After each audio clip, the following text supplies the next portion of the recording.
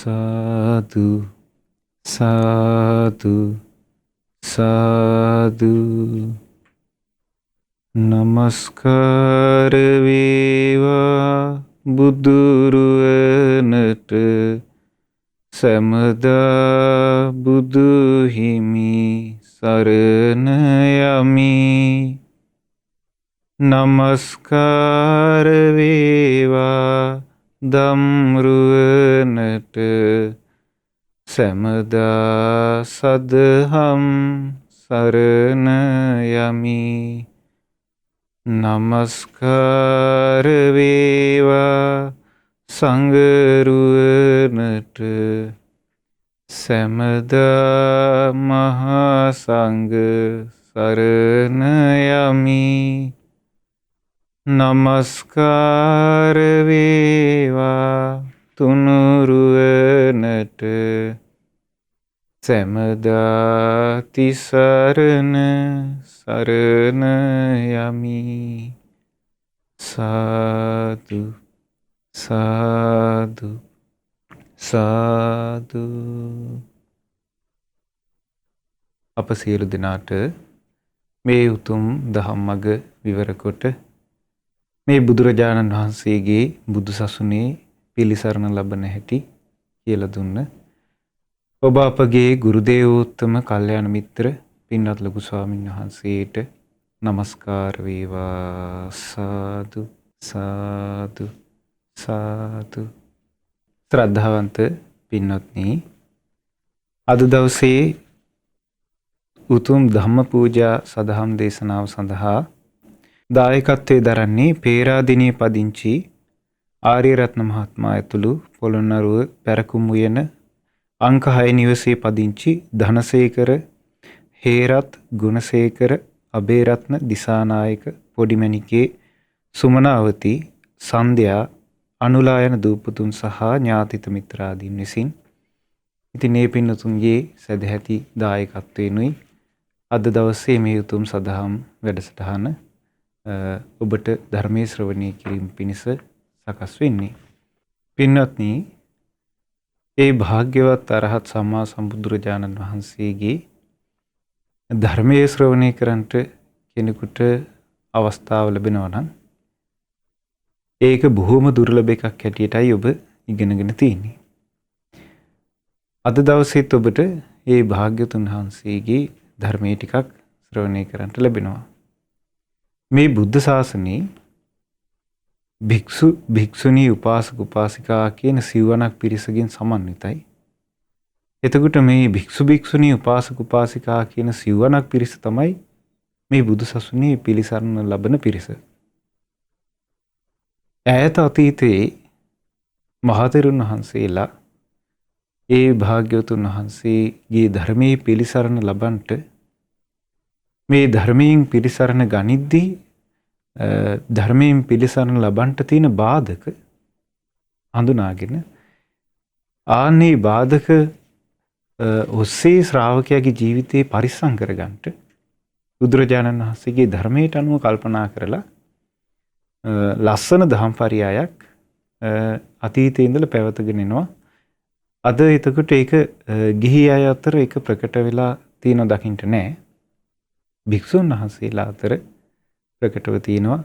ඊළඟට ස්වාමීන් වහන්සේලා කටපාඩමින් දරාගෙන ඉන්නවා. බොහෝ ස්වාමීන් වහන්සේලා එහි අරුත් විමසන්න මහන්සියක් ගන්නවා. ඉතින් මේ දහම් කරුණු ටික ගැන තමයි අද ඉගෙන ගන්නට ලැබෙන්නේ. ඉස්සෙල්ලම මම කියන්නම් බුදුරජාණන් වහන්සේගේ ධර්මයේ හැසිරෙන ශ්‍රාවකයෙකුට ඇතිවන බාධක පැති 4ක් ඔස්සේ ශ්‍රාවකයාගේ ජීවිතයට අනතුරු ඇති වෙන්න පුළුවන්. ඒ තමයි පළවෙනි එක තමයි බුදුරජාණන් වහන්සේ ගැන තියෙන ශ්‍රද්ධාවට හානි වෙන්න පුළුවන්. ඊළඟට ඒ භාග්‍යවතුන් වහන්සේ වදාළ ධර්මයේ පුරුදු කරගෙන යද්දී කෙනෙකුගේ ජීවිතයට ද්වේෂසිත ඇති වෙලා තමන්ගේ සිත තරහින් වැසී ගියොත්, කෝපේ බරිත වුණොත් ආන්නේ අවස්ථාවේදී ඔහුට ධර්මයෙන් පිළිසරණ ලබා ගැනීමේ අවකාශය වැහිලා යනවා. ඊළඟට මේ සිත රාගයට යට වෙලා ගියොත් ඒ රාගයට යටවීම ඔස්සේ ශ්‍රාවකයාගේ ධර්ම මාර්ගයේ වෙහෙලා යනවා. ඊළඟට මේ ශ්‍රාවකයාගේ ජීවිතේ ප්‍රමාදයට වැටුණොත් ඒ ප්‍රමාදයේ ඔස්සේ ශ්‍රාවකයා ධර්ම මාර්ගයෙන් ඈත් වෙලා යනවා. යම් විමුක්තියක් කැමැත්තෙන් ශ්‍රාවකෙක් මේ බුදු සසුනේ පිළිවෙත් පුරනවාද, ඒ බුදුරජාණන් වහන්සේගේ ධර්මයේ ශ්‍රවණය කරනවාද, ඒ ධර්මයේ ගැන චිත්ත ප්‍රසාදයක් ඇති කරගෙන ඉන්නවාද, ඔන්න ඔය කරුණු හතරෙන් යම් දෙයකින් තමන්ගේ සිතට අනතුරක් ආවොත් එයාට ඒ ධර්මයේ පිළිසරණ අහිමි වෙලා යන්න ඒක හේතු වෙනවා. ඒ නිසා ඈත අතීතයේ සිට මහතෙරුන් වහන්සේලා, ඒ කාලේ පිළිවෙත් පිරූ භික්ෂූන් වහන්සේලා, රහතන් වහන්සේලා කල්පනා කළා බුදුරජාණන් වහන්සේගේ ධර්මයට අනුව නුවණින් විමසද්දී තේරෙනවා ශ්‍රාවකයාට මෙන්න මේ වගේ පැති හතරකින් හානි වෙනවා. ශ්‍රද්ධාවට හානි වෙන්න පුළුවන්. ඊළඟට මෙත්සිතට හානි වෙන්න පුළුවන්. එහෙම නැත්නම් රාගයෙන් හිත යට වෙලා පෙරලිලා යන්න පුළුවන්. එහෙම නැත්නම් ප්‍රමාදයටපත් වෙලා මේ බුදු සසුනෙන් ඈත් වෙන්න ඉඩ තියෙනවා. ඔය කරුණු හතර ගැන එකල හිටපු සංගරුවන මේ විදිහට කල්පනා කරද්දී උන්වහන්සේලා ඒ බුදුරජාණන් වහන්සේගේ ධර්මයේ ඔස්සේ මෙනෙහි කරද්දී, සිහි කරද්දී උන්වහන්සේලාට තේරුණා භාග්‍යතුන් වහන්සේ ශ්‍රද්ධාව ආරක්ෂා කර ගැනීමට කුමන ධර්මයක් දේශනා කළසේක්ද? භාග්‍යතුන් වහන්සේ මෙත්සිත ආරක්ෂා කර ගැනීමට කුමන ධර්මයක් දේශනා කළසේක්ද? භාග්‍යතුන් වහන්සේ රාගයෙන් සිත වළකා ගැනීමට කුමන ධර්මයක් දේශනා කළසේක්ද? භාග්‍යතුන් වහන්සේ ප්‍රමාදයෙන් වැළකීමට කුමන ධර්මයක් දේශනා කළසේක්ද කියලා නුවණින් විමසද්දී උන්වහන්සේලාට තේරෙනවා බුද්ධානුස්සතිය වැඩිමෙන් ශ්‍රද්ධාව රැකගන්නට, ශාස්ත්‍රුන් වහන්සේ කෙරෙහි තියෙන ප්‍රසාදය ආරක්ෂා කරගන්නට හේතු වෙනවා. ඊළඟට මෛත්‍රී සිත පුරුදු කර ගැනීමෙන් තමන්ගේ මෙත්සිතට වෙන හානිය වළක්වා ගන්නට ඒක පිටුවහලක් වෙනවා. ඊළඟට අසුභය පුරුදු කර ගැනීමෙන් ශ්‍රාවකයාගේ රාගයෙන් සිත යට වෙලා යන, රාගයෙන් සිත මඩින ස්වභාවය දුරු කර ගන්නට උපකාර වෙනවා.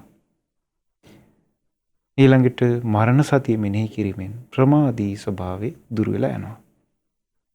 එතකොට මේ හතරට නමක් පාවිච්චි කළා චතුරාර්යකා කියලා. ආරක්ෂක භාවනා හතර කියලා.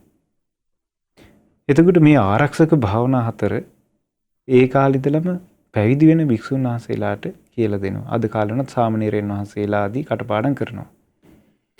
එතකොට මේ ආරක්ෂක භාවනා හතර සතර කමඨාන් කියලා සඳහන් වෙනවා.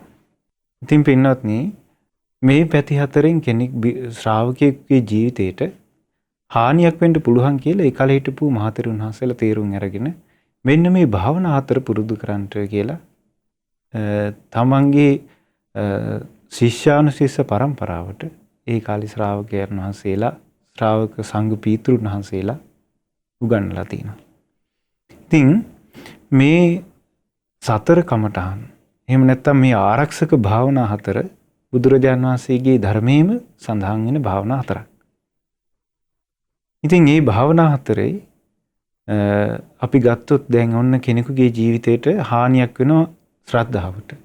එතකොට යම් කෙනෙකුගේ ශ්‍රද්ධාවට හානි වුණාද ඒ ශ්‍රද්ධාවට හානි වෙච්ච ශ්‍රාවකයා බුද්ධ ශාසනයට ළඟ ඉන්න කෙනෙක් නෙවෙයි. බුද්ධ ශාසනයට අයිති වෙන කෙනෙක් නෙවෙයි. එයා ඈත් වෙන කෙනෙක්. බුදු සසුනෙන් බැහැර වෙන කෙනෙක්.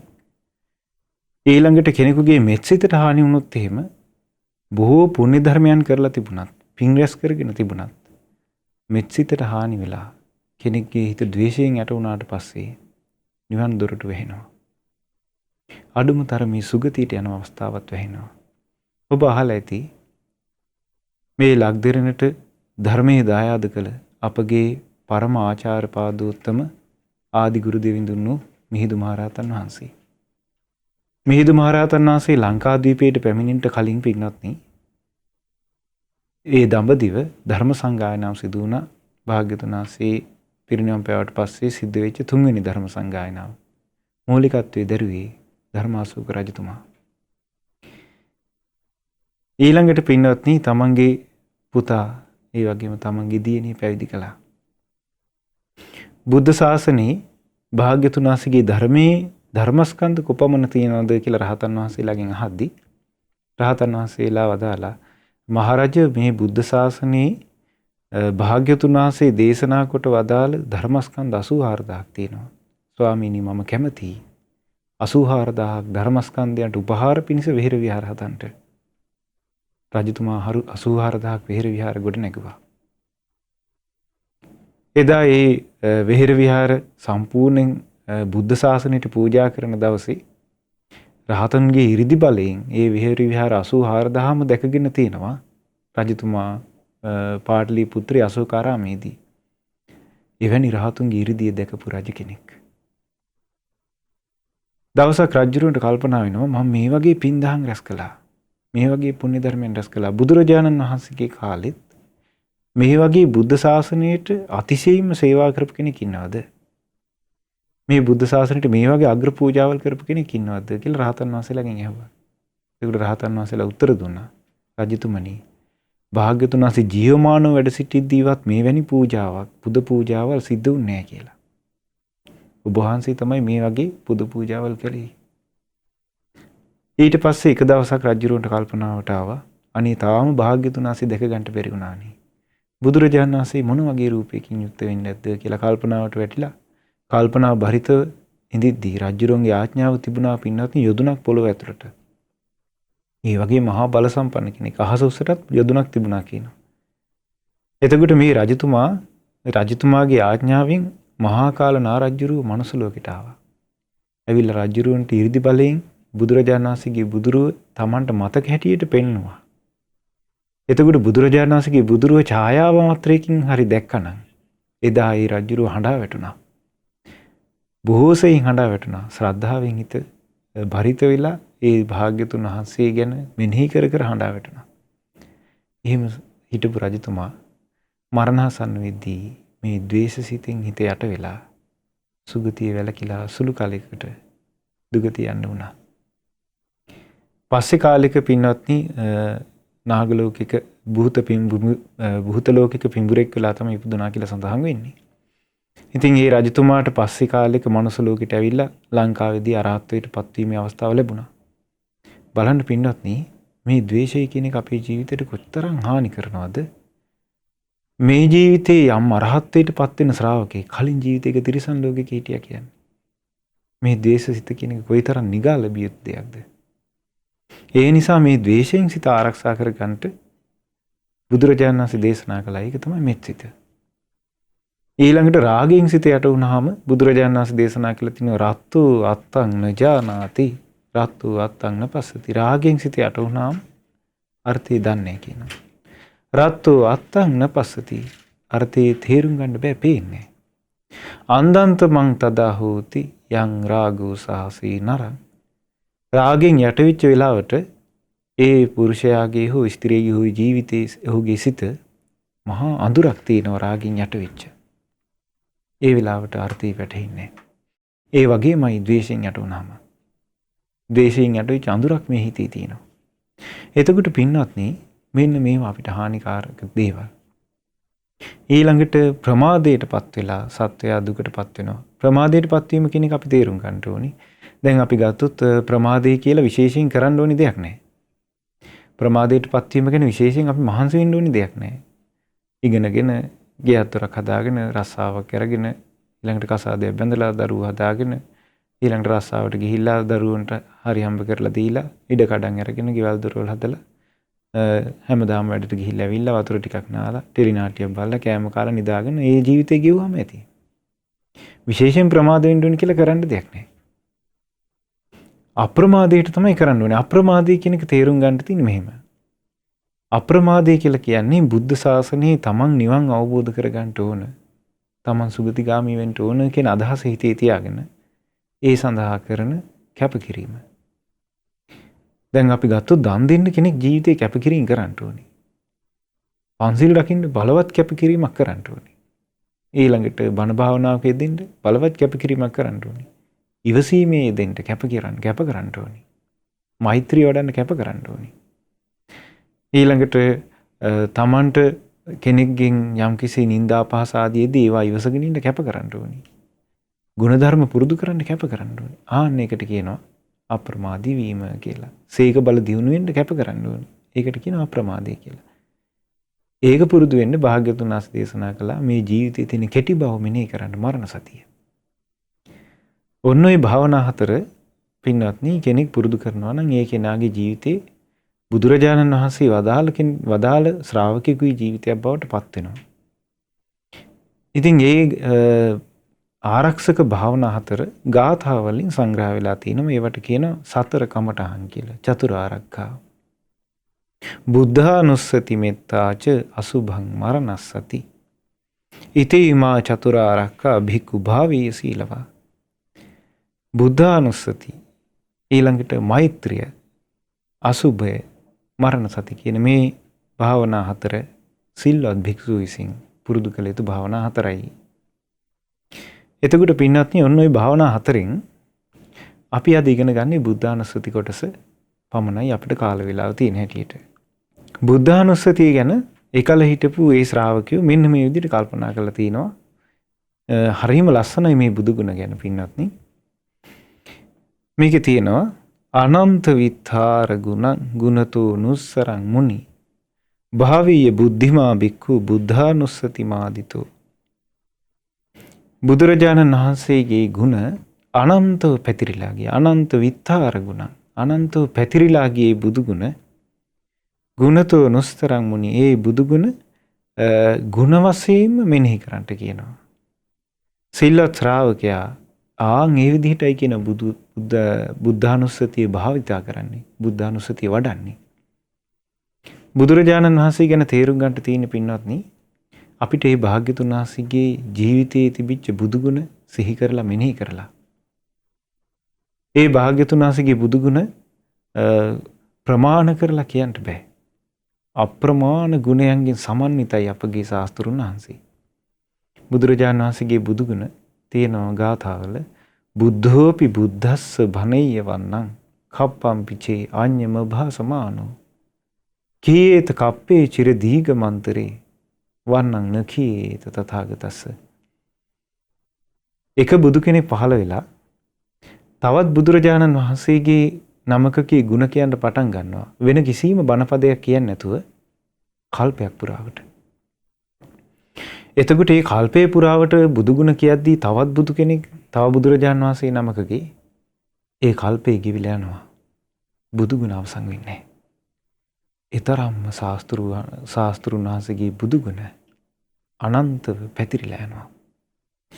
එතකොට මේ පැතිරිච්ච බුදු ගුණ ශ්‍රාවකයෙක් විසින් ගුණ වශයෙන්ම මෙනෙහි කරන්නට කියනවා. හරිම ලස්සනයි. බුදුරජාණන් වහන්සේගේ බුදු ගුණ ගුණ වශයෙන් වෙන වෙන විදිහට මෙනෙහි කරන්නට කියනවා. දැන් උන්වහන්සේගේ අනන්තව පැතිරී ගිය ගුණ කඳ ඔබ අහලා ඇති බුදුරජාණන් වහන්සේගේ ධර්ම දේශනාවල තියෙනවා. අපගේ භාග්‍යතුන් වහන්සේගේ ගුණ කඳ කොහොමද ඒ කාලේ පැතිරුණේ කියලා. ශාක්‍ය කුලේ නික්මිච්ච සිද්ධාර්ථ ගෞතම නම් උතුම් ශ්‍රමණයන් වහන්සේ යෝන් වයසේ කෙනෙක්.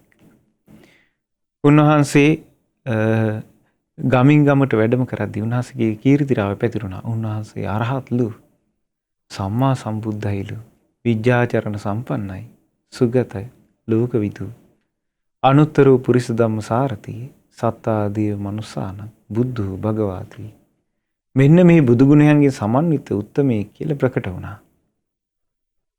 අරහං කියලා කියන්නේ එතකොට නික්ලේශී බව. උන්වහන්සේගේ තිබිච්ච පාරිශුද්ධ ජීවිතේ කෙලෙස් රහිත බව. එතකොට ඒක ප්‍රකට වෙලා ගියා ඒ කාලේ අනන්තව පැතිරිච්ච බුදු ගුණයක්. උන්වහන්සේ නික්ලේශී කෙනෙක්ලු කියලා. ආන්න ඒක අද කාලේ ශ්‍රාවකයන් මෙනෙහි කරන්නට කියනවා. අද කාලේ ඉන්න බුදුරජාණන් වහන්සේගේ පිළිසරණ ලබන්නට කැමති ශ්‍රාවකයා තමන්ගේ ශාස්ත්‍රුන් වහන්සේ නික්ලේශී කෙනෙක් කියලා මෙනෙහි කරන්න ඕනේ. ඊළඟට ඒ කාලේ සාමාන්‍යයෙන් ඒ යුගයේ සමාජයේ තිබුණේ පින්වත්නි තාපසවරු, බ්‍රාහ්මණවරු, ඊළඟට නොඑක් ජටිලයෝ, ඊළඟට නිගණ්ඨයෝ ආදී නොඑක් මතදරන ආගමික ශාස්ත්‍රවරු හිටියා. ඊළඟට ආගමික ඇදහිලි දරන නොඑක් පරිබ්‍රාජකයෝ අන්‍ය ආගමිකයි හිටියා. එතකොට මේගොල්ලෝ අතර යම් කෙනෙක් යම් විශේෂ ප්‍රසිද්ධියකට පත් වෙනවා නම් ඒ ප්‍රසිද්ධියට පත් වුණාට පස්සේ ඒ පිරිස හොයනවා මෙයාගේ ගුරුවරයා කවුද කියලා. එතකොට ඒ කාලේ අපගේ භාග්‍යවතුන් වහන්සේ වැඩ සිටිද්දී භාග්‍යවතුන් වහන්සේගේ කීර්ති ගෝසාව පැතිරෙද්දී ඒකල හිටපු අය බැලුවා අපගේ භාග්‍යවතුන් වහන්සේගේ ගුරුවරයා කවුද? එතකොට අනිත් අයට තේරෙනවා ඒ කාලේ හිටපු මිනිසුන්ට තේරුණා මේ ශ්‍රමණ ගෞතමයන් වහන්සේ ගුරු උපදේශ රහිතව දුක්ඛාරිය සත්‍ය අවබෝධ කරලා දුක්ඛ සමුදය අවබෝධ කරලා දුක නිරෝධය අවබෝධ කරලා දුක නැති කරන මාර්ගය හොයාගෙන උන්වහන්සේ ගුරුවරයෙක් නැතුවයි මේ සම්බෝධියට පත් වී වදාළේ කියලා එකල මේ බුදුගුණ පැතිරිලා ගියා. ආන්නේ බුදුගුණ අද කාලේ ශ්‍රාවකයා සිහි කරන්න ඕනි.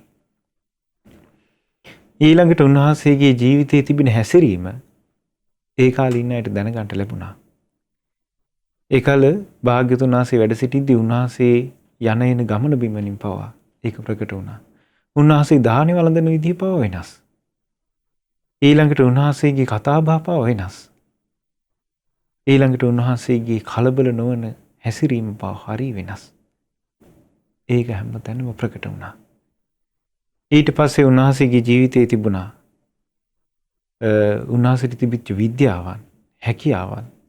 උන්වහන්සේට හැකියාව තිබුණා කෝටි ලක්ෂ ගණන් අතීත ජීවිත පිරික්සා බලන්න ලෝකින් ඕනම සත්වයෙක්ගේ. ලෝකින් ඕනම සත්වයෙක්ගේ සිතෙන් තමන්ගේ සිතින් ඕනම සත්වයෙක්ගේ ජීවිත පිරික්සලා බලන්න පුළුවන් හැකියාව උන්වහන්සේට තිබුණා. දවසක් මට මතකයි භාග්‍යතුන් වහන්සේ එක්තරා පළාතකට වඩිද්දී මට මතක සාකේතයට වගේ නකුල මාතා නකුල පිතා කියලා දෙන්නෙක් ගැන බහලා ඇති. ආන්නේ නකුල මාතා නකුල පිතා දෙන්න භාග්‍යතුන් වහන්සේ පළවෙනි දවසේම දැක්කද එදා දුවගෙන ඇවිල්ලා භාග්‍යතුන් වහන්සේගේ සිරිපා මූල වැඳ වැටිලා හඬන්න පටන් ගත්තා. මහා හයියෙන් අඬන්න පටන් ගත්තා. අනේ පුතේ උඹ කොහෙද මෙච්චර කල් හිටියේ? දෙමව්පියෝ දාලා මෙහෙම යනවා දරුවෝ. අපි කොච්චර කල් බලන් හිටියද මේ අම්මයි තාත්තයි දෙන්න. එතකොට ඒ කාලේ හිටපු සංඝයා කල්පනා කළා භාග්‍යතුන් වහන්සේගේ අම්මයි තාත්තයි සුද්ධෝදන රජතුමත් මහා මායා දේවිත් කියලා අපි දන්නවා. නමුත් මේ අම්මයි තාත්තයි මේ වයසක ජෝඩුව ඇවිල්ලා අඬා වැටෙනවා. ශාස්ත්‍රුන් වහන්සේත් නිස්සද්දව ඉන්නවා. එදා භාග්‍යතුන් වහන්සේගෙන් මේ දෙන ධර්මය අහලා ධර්මය අවබෝධ කළා. භාග්‍යතුන් වහන්සේ වදාලා මහණෙනි ඒ දෙන්නාට පුත්‍ර සෙනෙහි ඉපදුනා මං ගැන ඒක මේ අද ඊයේ එකක් නෙවෙයි කිව්වා. මහණෙනි ඔය නකුල මාතා නකුල පිතා දෙන්න මාව වඩාගෙන ඉඳලා තිනවා ආත්ම භව 1500ක්. මගේ අම්මයි තාත්තයි වෙලා ආත්ම භව 500ක් අතීතයේ හිටියා. මගේ පුංචි අම්මයි බාප්පයි වෙලා ආත්ම භව 500ක් හිටියා. මගේ ලොකු අම්මයි ලොකු තාත්තයි වෙලා ආත්ම භව 500ක් හිටියා. ඒ පුරුද්ද මහණෙනි ඔය අදත් ආවේ. බලන්න කවුරුනම් මේ ලෝකයේ මෙච්චර ඉතිහාසයක් දන්නවද? අපගේ ශාස්ත්‍රුන් වහන්සේගේ පුබ්බේ නිවාස ඥානය අතිශයින්ම විස්මිතයි. ආන්නේ වගේ බුදුගුණ භාග්‍යතුන් වහන්සේට තිබුණා. උන්වහන්සේට හැකියාවක් තිබුණා. ඒක එක විද්‍යාවක්. ඊට පස්සේ භාග්‍යතුන් වහන්සේට පුළුවන්කම තිබුණා මේ ලෝකයේ ඉන්න සත්වයන් කර්මානුරූපව චුත වෙන විදිහත් ආපහු කර්මානුරූප උපතක් කරා යන විදිහත් දකින්න පුළුවන් ඥානය. ඒකට කියනවා චුදූපපාත ඥානය. ඊළඟට උන්වහන්සේට නොයි කිර්දි බල තිබුණා. දිව්‍ය ශ්‍රෝත ඥාන තිබුණා. දිබ්බ චක්කු ඥානෙ තිබුණා. අනුන්ගේ සිත් දැන ගන්නා ඥානෙ තිබුණා. ඉන්ද්‍රිය පරෝපරියත් ඥානෙ තිබුණා. අනිත්‍යයේ ඉන්ද්‍රියන්ගේ මෝරලා තියෙන ස්වභාවය බලන හැටි. ඊළඟට උන්වහන්සේට තිබුණා විශේෂ ඥානය ආසයානුසේ ඥානය. කෙලස් බර පිහිටලා තියෙන හැටි ආශ්‍රව අනුසේ පිහිටලා තියෙන හැටි බලන ඥානය. ඊළඟට අපේ සම්බුදුරජාණන් වහන්සේට පිහිටලා තිබුණා උන්වහන්සේගේ ජීවිතයේ තියෙන ආශ්‍රව ෂේ වෙච්ච ස්වභාවය. ආසවක්ඛේ ඥානෙ. මේ වගේ පින්වත්නි විද්‍යාවෙන් සමන්විත වුණා. හැබැයි මේ විද්‍යාවට අනුව ඒ භාග්‍යතුන් වහන්සේ ජීවත් වුණා. ඒකට කියනවා විද්‍යාචරණ කියලා. උන්වහන්සේගේ අවබෝධයක් ඇද්දී අවබෝධයට අනුවමයි හැසිරුණේ. හරි පුදුමයි භාග්‍යතුන් වහන්සේගේ චරණය ගැන තියෙනවා. ධර්මයේ භාග්‍යතුන් වහන්සේ නොදැන උන්වහන්සේගේ කාය කර්ම පවතින්නේ නැහැ කියන සබ්බං කාය කම්මං බුද්දස්ස භගවතු ඥානානුපරිවත්තති. සියලු කර්මයන් කායික භාග්‍යතුන් වහන්සේගේ ඥාණයට අනුවම පවතිනවා. සබ්බං වචී කම්මං බුද්දස්ස භගවතු ඥානාන පරිවර්තති. උන්වහන්සේගේ නුවණට අනුවම සියලු වචී කර්ම පවතිනවා. උන්වහන්සේට අමතක වෙලා මුකුත් කියවෙන්නේ නැහැ. සබ්බං මනෝ කම්මං බුද්දස්ස භගවතු ඥානාන පරිවර්තති. උන්වහන්සේගේ සිතින් යමක් හිතනවාද ඒ උන්වහන්සේගේ නුවණට අනුවම පවතිනවා. බලන්න එතකොට විද්‍යාචරණ ගුණය. ඊළඟට උන්වහන්සේ සුන්දර නිවන අවබෝධ කළා සුගත ගුණේ. ඊළඟට උන්වහන්සේ සියලු ලෝක ධාතුන් අවබෝධ කරා ලෝකවිදු. දමනය කර නොහැකි අකීකරු දෙව් මිනිසුන් දමනය කළා. සියලු ලෝවැසි සත්වයන්ට දෙවියන්ට මිනිසුන්ට නුවණැති දෙව් මිනිසුන්ට ශාස්ත්‍රුන් වහන්සේ බවට පත් වුණා. උන්වහන්සේ අනුකම්පාවෙන් ධර්ම ප්‍රචාරය කළා. සියලු බුදුගුණ දරා ගන්නට වාසනාවන්තයි. මෙන්න මේ බුදුගුණ තමයි එකල මනුස්ස ලෝකේ හැම තැනම පැතිරිලා ගියේ. ඒ භාග්‍යතුන් වහන්සේ මේ ගුණ වලින් යුක්තයි. අරහං සම්මා සම්බුද්ධ ආදී ගුණ. එතකොට අද ශ්‍රාවකයා මෙන්න මේ බුදුගුණ මෙනෙහි කරන්න කියනවා. මේ ගාථාවේ තියෙන හරි ලස්සනයි. අනන්ත විත්තාර ගුණං ගුණතෝ නුස්සරං මුනි. මේ අනන්තව පැතිරිච්ච බුදුගුණ ගුණ වශයෙන්ම මෙනෙහි කරන්නට. ඒ විදිහටයි නුවණැති සීලවන්ත ශ්‍රාවකයා බුද්ධ අනුසතිය වඩන්නේ. සවාසනේ කිලේසේසෝ ඒකෝ සබ්බේ නිඝාතිය අහු සුසුද්ධ සන්තානෝ පූජානං ච සදාරහෝ. භාග්‍යතුන් වහන්සේගේ ජීවිතේ හරි ආශ්චර්යයි පින්වත්නි. ඇත්තටම ආශ්චර්යයි.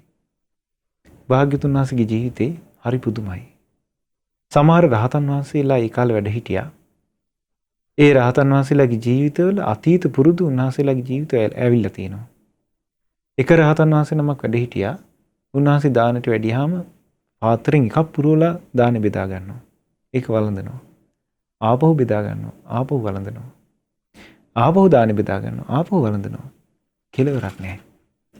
එතකොට ඒතන හිටපු සංඝයාට මේක අප්‍රසාදයක් ඇති වුණා. භාග්‍යතුන් වහන්සේ කිව්වා ස්වාමීනි අසවල් භික්ෂුව දානෙ වැළඳීමේ සීමාව දන්නේ නැහැ. දානශාලාවට ගියාම බෙදා ගන්න ප්‍රමාණය දන්නේ නැහැ. පිණ්ඩපාතේ ගියාම බෙදා ගන්න ප්‍රමාණය දන්නේ නැහැ. වළඳනවා ඉවරයක් නැහැ. මහණෙනි මුකුත් කියන්න එපා. මහණෙනි ওই භික්ෂුව අරහත් භික්ෂුවක්. මහණෙනි ওই භික්ෂුව ඔය වළඳලා ඉන්න ටිකයි. තව ප්‍රමාණවත් නැහැ කියනවා. ඔහුට තවත් මදි කියනවා. මහණෙනි ඒකට හේතුව කුමක්ද? අතීතයේ ආත්මභාව 500ක් ඇත්යෝනි ඉපදිලා හිටපු පුරුද්ද. ඒ නිසා බොහෝ ආහාර පාන අවශ්‍යයි කිව්වා. තව රහතන් වහන්සේ නමක් හිටියා. ඒ රහතන් වහන්සේගේ නම පිළින්දිවච්ච. බොහොම චිරප්‍රසිද්ධ රහතන් වහන්සේ නමක්. ඒ රහතන් වහන්සේ ඒ කාලේ හිටපු එතන තමන්ගේ අසල්වාසීන්ට තමල් ළඟ හිටපු අයට ගිහි අයට ආමන්ත්‍රණය කරන්නේ. ඒ වසලයා මෙහෙනවා. ඒ වසලයා අරක ගේනවා. මේක ගේනවා. ඒතර මේ භික්ෂුන්ගේ අප්‍රසාදේ පළ වුණා. භාග්‍යතුන් වහන්සේ වදාලා මහණෙනි මුකුත් කියන්න එපා. පිළින්දිවච්ච භික්ෂුව නික්ලේශී. සසරේ බොහෝ කාලයක් ඉහළ කුලවල ඉපදිලා තිබෙන නිසායි ওই වසලවාදයෙන් අමතන්නේ.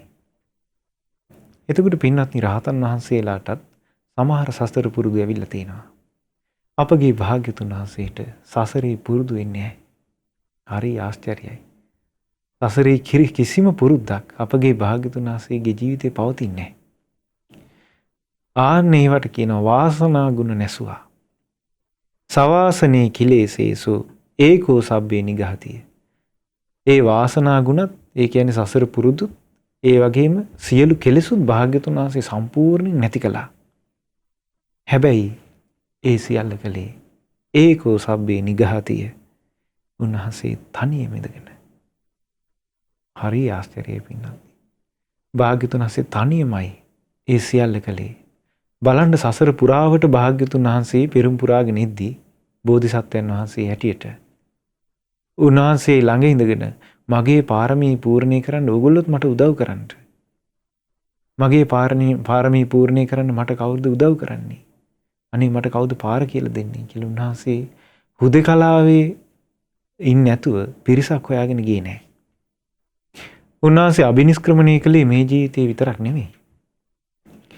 ඒ භාග්‍යතුන් වහන්සේ අබිනිෂ්ක්‍රමණය කළේ සසරේ අනන්ත අප්‍රමාණ වතාවල ගිහි ජීවිතය අත්හැරලා ගියා. ඒ ගියේ එක වතාවකවත් තමන් අඳුරන කෙනෙක් හොයාගෙන මේ අසෝලා ළඟට ගිහිල්ලා මම බණ ඉගෙනගෙන මම මේ මාර්ගය පුරුදු කරගන්නවා කියලා නෙමෙයි යන්නේ. කාත් කවුරුවත් ගැන අපේක්ෂාවක් නැතුව උන්වහන්සේ පිටත් වෙලා වඩිනවා. සමහර අවස්ථාවල රජ කෙනෙක්, සමහර අවස්ථාවල සිටුවරයෙක් ඒ සියලු දේ අතහැරලා පිටත් වෙලා වඩිනවා හුදකලාවෙම. එහෙම යද්දී සමහර අවස්ථාවල සමහර රජවරු බෝසතාණන් වහන්සේ අල්ලගෙන අත්පා සියල්ල සිඳලා දාලා තිනවා. ඒත් බෝසතාණන් වහන්සේ බේරගන්ට කියලා කවුරුත් හෙව්වේ නැහැ. උන්වහන්සේ හුදකලා සිතින්ම මුහුණ දුන්නා. උන්වහන්සේ හුදකලාවෙම වැඩ සිටිමින් ඒ ධර්මය අවබෝධ කළේ. සසර පුරාවට හුදකලාවෙම ගිය කෙනෙක්. හරි පුදුමයි අපේ ශාස්ත්‍රුන් වහන්සේ. ඉතින් මේකේ තියෙනවා පින්නත් සවාසනේ කිලේසේසෝ ඒකෝ සබ්බේ නිගාතිය අහු සුසුද්ධ සන්තානෝ පූජානංච සදාරහෝ. උන්වහන්සේ හුදකලාවේ ඉඳලා ඒ ධර්මය අවබෝධ කරන්න උන්වහන්සේ ඒ ධර්මය අවබෝධ කරලාට පස්සේ උන්වහන්සේගේ හද මඩල සම්පූර්ණයෙන් පිරිසිදු පාරිශුද්ධ නිර්මල බවට පත් වුණා. ඒ වගේම ඒ භාග්‍යතුන් වහන්සේගේ හද මඩල ඒ භාග්‍යතුන් වහන්සේ සියලු පූජාවන්ට හැම කල්හිම භාග්‍යතුන් වහන්සේ වැඩ ඉන්න කාලේ විතරක් නෙවෙයි හැම කාලෙදීම සුදුසු වුණා. අද කාලේ භාග්‍යතුන් වහන්සේගේ නමින් භාග්‍යතුන් වහන්සේ උදෙසා යම්කිසි සෑයක් බැඳෙනවද? භාග්‍යතුන් වහන්සේගේ නමින් පිළිම වහන්සේ නමක් හැදෙනවද? ඒ පිළිම වහන්සේ තුල තියෙන්නේ සෑරජානන් වහන්සේ තුල තියෙන්නේ ගඩොල් වැලි සිමෙන්ති වෙන්න පුළුවන්. ඒ ගඩොල් වැලි සිමෙන්ති වලින්ම ගෙයක් හැදුවොත් ඒ ගෙදරට කවුරුත් වඳින්නේ නැහැ. ඒ ගෙදරට වැන්දත් පින් රැස් වෙන්නේ නැහැ. හරි ආශ්චර්යයි. අපගේ භාග්‍යතුන් වහන්සේගේ නමින් පිහිටලා තියෙන මේ භෞතික දෙයට චිත්ත ප්‍රසාදයෙන් යුතුව කෙනෙක් වන්දනා කළොත් ඒ චිත්ත ප්‍රසාදේ හේතු කරගෙන ඔහුට සුගතිය යන අවස්ථාව තියෙනවා. සසරෙන් නිදහස් වෙන්න උපකාර වෙන පිනක් රැස් කර ගන්නට වාසනාව තියෙනවා. හරිම පුදුමයි අපගේ ශාස්ත්‍රුන් වහන්සේගේ ජීවිතයේ පින්වත්නි. ඒ භාග්‍යතුන් වහන්සේ පුරුදු කරපු ගුණධර්ම නිසා අද කාලේ ශාස්ත්‍රුන් වහන්සේගේ නාමයට වඳිනවද? ඒ වඳින කෙනාට පවා සුගතිය යන පිනක් රැස් වෙනවනේ. ආශ්චර්යයි අපගේ ශාස්ත්‍රුන් වහන්සේ. ඉතින් උන්වහන්සේ මේ ධර්මය අවබෝධ කරේ හුදකලාවෙම ඉඳගෙන. උන්වහන්සේ සම්බුද්ධත්වයට පත් වෙද්දී කිසිම දෙවියෙකුගෙන්, බ්‍රහ්මයෙකුගෙන්, නාගයෙකුගෙන්, මිනිසෙකුගෙන් කිසි කෙනෙකුගෙන් උදව්වක් ලැබුණේ නැහැ. හුදකලාවෙමයි මේ සියලු ගුණයන් උපදවාගෙන කෙලෙස් නසා සම්බුද්ධත්වයට පත් වී වදාළේ. සබ්බ කාල ගතේ ධම්මේ සබ්බේ සම්මා සයං මුනි සබ්බාකාරේන බුද්ධිත්වා ඒකෝ සබ්බඤ්ඤතං ගතෝ. භාග්‍යතුන් වහන්සේ ධර්මය අවබෝධ කළේ පින්වත්නි උන්වහන්සේ වැඩ සිටි යුගය ගැන පමණක් නෙවෙයි. උන්වහන්සේ තුන් කාලෙම දන්නවා. අතීතයත් දන්නවා, වර්තමානයත් දන්නවා, අනාගතයත් දන්නවා. එතකොට මේ සියලුම කාලේ තියෙන සියලුම දේවල් ගැන භාග්‍යතුන් වහන්සේ උන්වහන්සේගේ විදර්ශනා ඥානෙ යොදමින් උන්වහන්සේ තුන් කාලෙම අවබෝධ කළා. එතකොට උන්වහන්සේට මේ කාලය අතර හැඟවිච්ච දේවල් නැහැ. දැන් අතීතයේ භාග්‍යතුන් වහන්සේම තමයි අපිට දේශනා කළේ මෙන්න මේ වගේ ශාස්ත්‍රවරු අතීතෙත් හිටියා. මේ වගේ සම්බුදුරජාණන් වහන්සේලා අතීතෙත් වැඩ සිටියා. මේ වගේ සක්විති රජවරු අතීතෙත් වැඩ සිටියා. අතීතය ගැන උන්වහන්සේට සැඟවිලා නැහැ. අනාගතයේ මහණෙනි මෙන්න මේ වගේ සම්බුදුරු පහළ වෙනවා. අනාගතයේ මහණෙනි මෙන්න මේ වගේ බුද්ධ ශාසනය පිරිහිලා යනවා. මිනිස්සයා අනාගතයේ පිරිහිලා යනවා. මේ වගේ ධර්මයේ දේශනා කළා අතීතයේ අනාගතයේ අරබයා. ඊළඟට භාග්‍යතුන් වහන්සේ දේශනා කළා මේ අතීත අනාගත වර්තමාන කියන තුන් කාලයටම අයිති යම් දේවල් නැද්ද? ඒ සියල්ලටම එකම ධර්මතාවයකින් යුක්තයි. ඒ තමයි අනිත්‍ය, දුක, විපරිණාමය. එතකොට පින්වත්නි උන්වහන්සේ දේශනා කරපු ධර්මය තුන් කාලයටම සාධාරණයි. හරිම පුදුමයි අපගේ ශාස්ත්‍රුන් වහන්සේගේ ශාස්ත්‍රුත්වය. ඊළඟට තියෙන විපස්සනාදි විඥාහි සීලාදි චරණේහිච සුසමිද්දේහි සම්පන්නෝ ගගනාභේහි නායකෝ. උන්වහන්සේගේ ජීවිතයේ තිබුණ විදර්ශනා ඥානෙ ඒ වගේම උන්වහන්සේට නොයේක් සම්බුදු ඥාන තිබුණ ගුණ. ඔබහලෙති පින්වත්නි භාග්‍යතුන් වහන්සේට පිහිටලා තිබුණා දසබල ඥාන. ඊළඟට බුදුරජාණන් වහන්සේට පිහිටලා තිබුණා විසරද ඥාන. මේ ඔක්කොම භාග්‍යතුන් වහන්සේ පිහිටපු අතිශයින් විස්මිත අද්විතීය ඥාන. ඊළඟට උන්වහන්සේගේ විදර්ශනා ඥානෙ. දැන් විදර්ශනා ඥානෙ ගැන ගාථාවල තියෙනවා පින්වත්නි. චත්තින් සාය කෝටි සත සහස්ස මුඛේන පච්චයන්. වජිරාසන වන්දනා කරන ගාථාවේ තියෙනවා 36 කෝටි ලක්ෂ වාරයක් භාග්‍යතුන් වහන්සේ හේතුඵල ධර්මයේ පටිච්ච සමුපාදේ නුවණින් විමසුවා කියනවා වජිරාසන පුණ්‍ය භූමියේ වැඩ ඉඳිමින්. දැන් බලන්න පින්වත්නි ඒ ගාන අපිට වචනින් තේරුම් ගන්න අපිට තේරෙන්නේ නැහැ. කොයි වගේ ප්‍රමාණයක්ද කියලා. මේ කාලේ වන්දනා ගාථාවල සඳහන් වෙනවා. අපගේ බුදුරජාණන් වහන්සේ ඒ වගේ විදර්ශනා ඥානයෙන් යුක්තව වැඩ සිටියා කියලා. ඉතින් උන්වහන්සේගේ බුදු ගුණ අහස වගේ පැතිරිලා ගියා කියනවා. විද්‍යාචරණ බුදු ගුණයෙන් භාග්‍යතුන් වහන්සේ හැම කල්ලිම බබලනවා.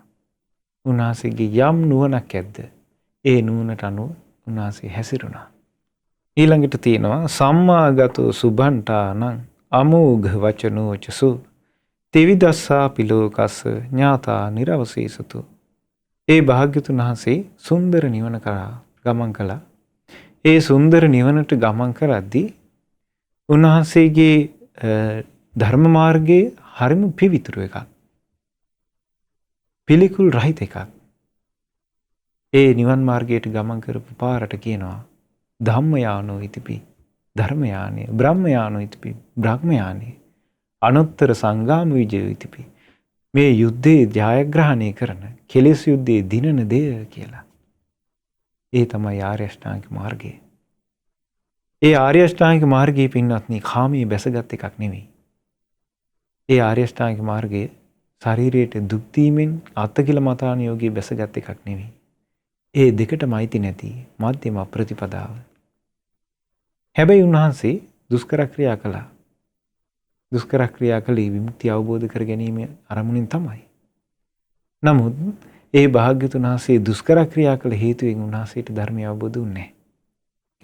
ගිහි ජීවිතයේදී අග්‍ර කාමසුකල්ලිකාණ යෝගයක ගත කළේ උන්වහන්සේ සක්විති රජ කෙනෙක් වෙන්න බලාපොරොත්තුෙන් නුදුරේ පෙනෙන සක්විති සැපය උන්වහන්සේ දැක දැක වාසය කළා කාමසුකල්ලිකාණ යෝගේ. ඒ කාමසුකල්ලිකාණ යෝගය අත්හැරලා 6 අවුරුද්දක් උන්වහන්සේ අප්‍රමාණ දුක් දුන්නා. අප්‍රමාණව ශරීරයට පීඩා කළා. අප්‍රමාණව ශරීරයට වෙහෙස කළා.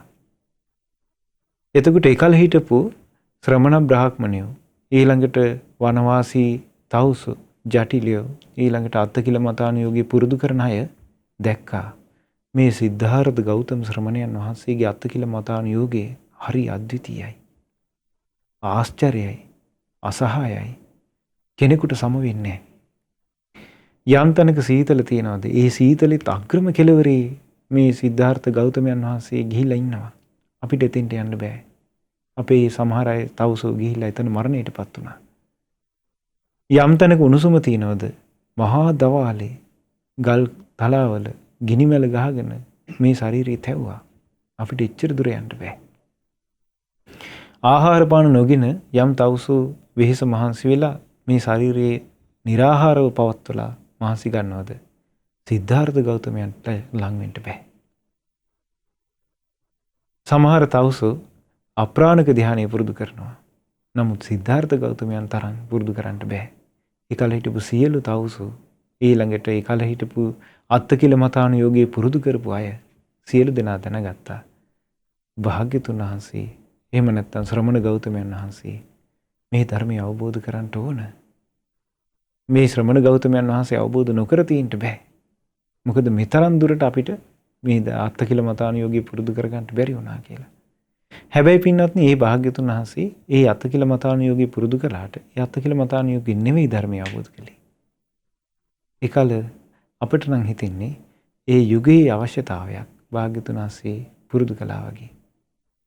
එතකොට බලන්න භාග්‍යතුන් වහන්සේ මේ ආර්ය අෂ්ටාංගික මාර්ගය පුරුදු කරලයි ධර්මය අවබෝධ කළේ. ඒ ආර්ය අෂ්ටාංගික මාර්ගයේ සුන්දර නිර්වාණ ගාමී මාර්ගයයි. ඊළඟට තියෙනවා අනේකේහි ගුණෝගේහි සබ්බ සත්තුත්තමෝ අහු අනේකේහි උපායේහි නර ධම්මේ ධමේසිච.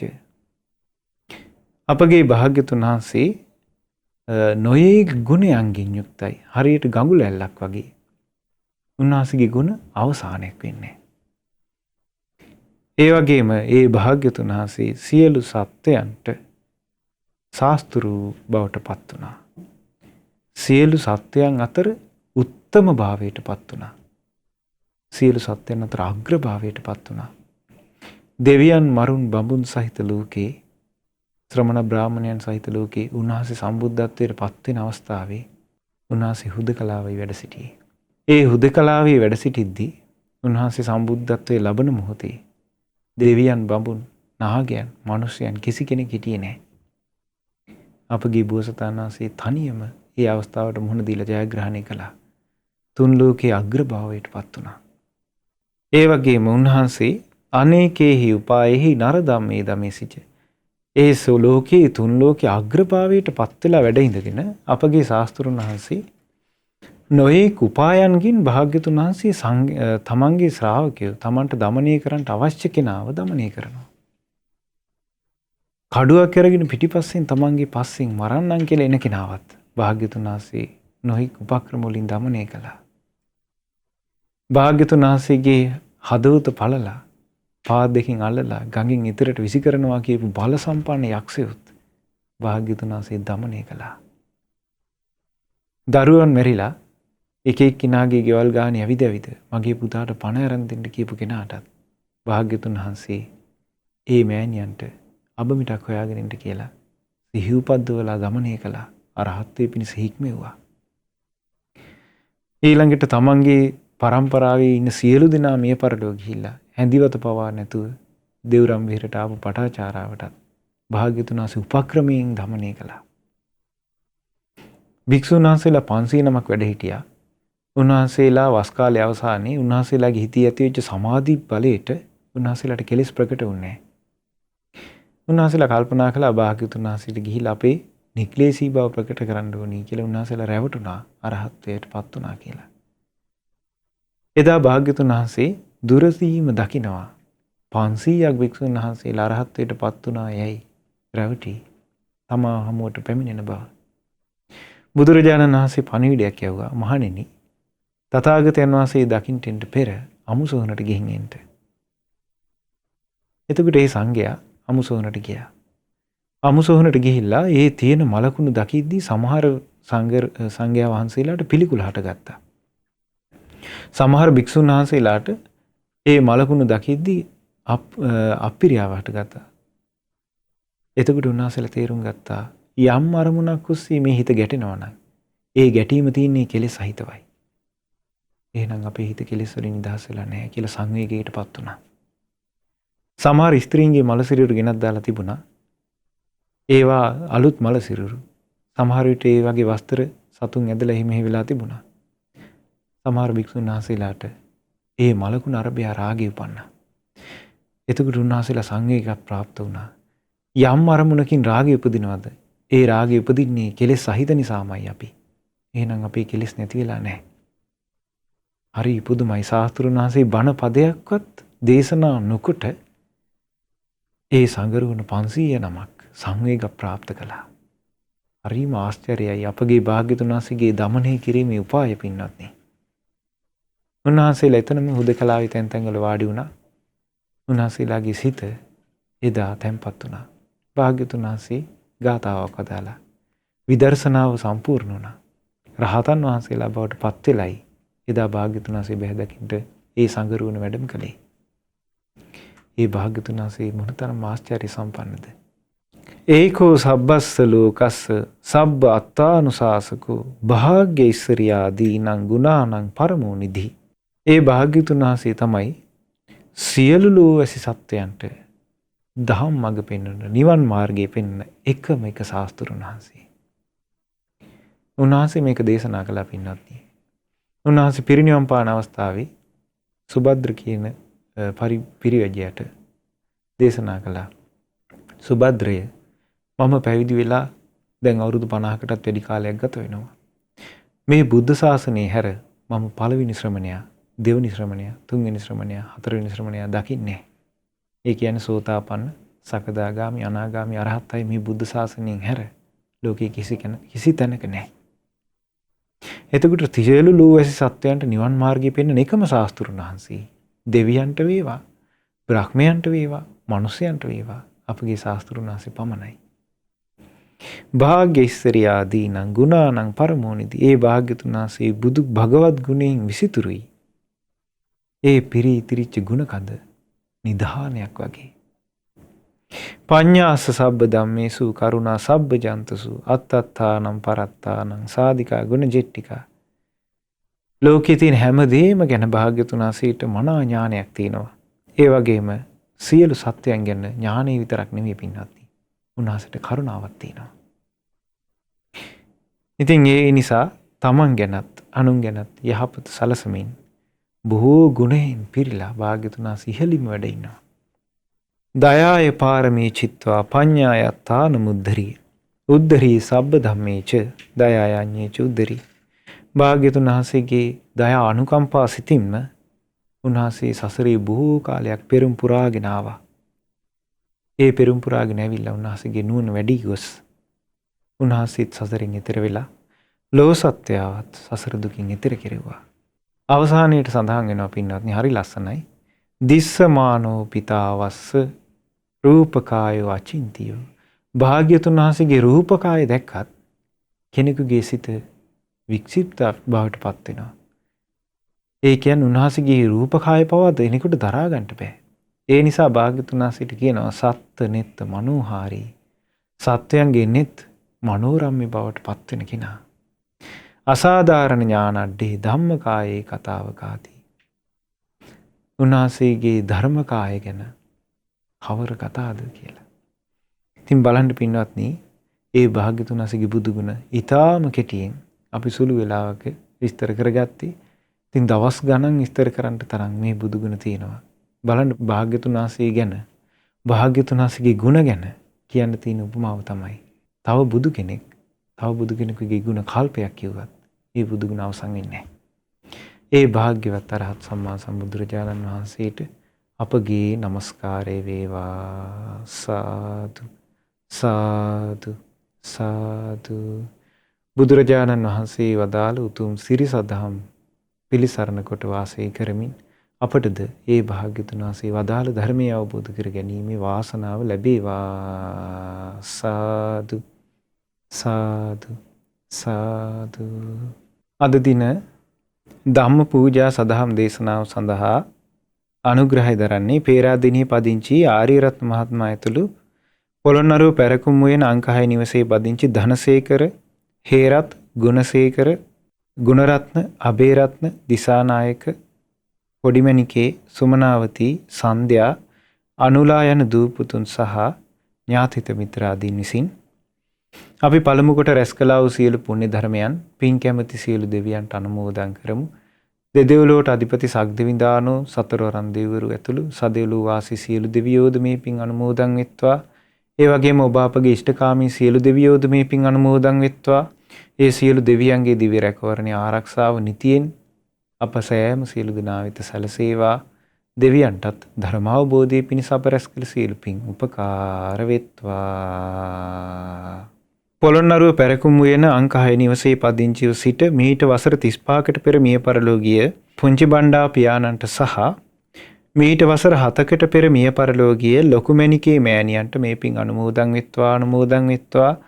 ඒ මිය පරලෝ ගිය නම් සඳහන් කළ නම් සඳහන් නොකළ සියලු ඥාතීන්ට මේ පින් අයිති වෙලා ඒ අයගේ පරලෝ ජීවිත මේ පුණ්‍යානුභාවයෙන් සැපවත් වේවා, සුවපත් වේවා, සසර දුකින් අත මිදීමේ වාසනාව ලැබේවා.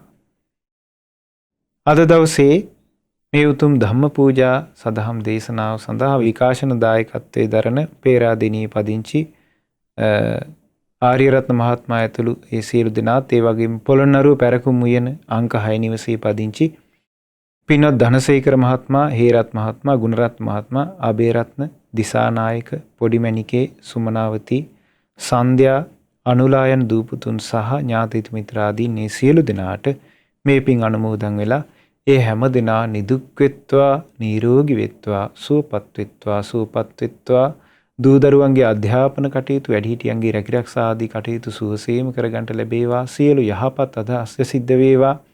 තුනුරුවනේ අනන්ත ආශිර්වාදේ ලැබේවා. දෙවියන්ගේ දිව්‍ය රැකවරණය ලැබේවා. ඒ හැම දිනාටත් මේ පුණ්‍යානුභාවයෙන් කිසිදු කරදරයකින් බාධාවකින් තොරව සුවසේම පින් දහම් රැස් කර ගනිමින් ධර්මය අවබෝධ කරගන්නටත් වාසනාව ලැබේවා.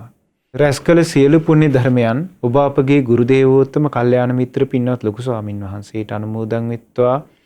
පින්වත් ලොකු ස්වාමින් වහන්සේ නිදුක් වෙත්වා, නිරෝගී වෙත්වා, සුවපත් වෙත්වා, සුවපත් වෙත්වා, චිරජීවනයේ ලබත්වා, දීර්ඝායු සම්පත ලබත්වා, චතුරාර්ය සත්‍ය ධර්මය අවබෝධ කර ගැනීමේ වාසනාව ලැබේවා. ඒ වගේම ලංකාවාසී ලෝවාසී සීල මහා සංඝරුවනට මේ පින් අයිති වෙලා සීල ස්වාමින් වහන්සේලාට ධර්මාවබෝධින් සැනසීම පිණිස අප රැස් කළ සීල පින් උපකාර වෙත්වා.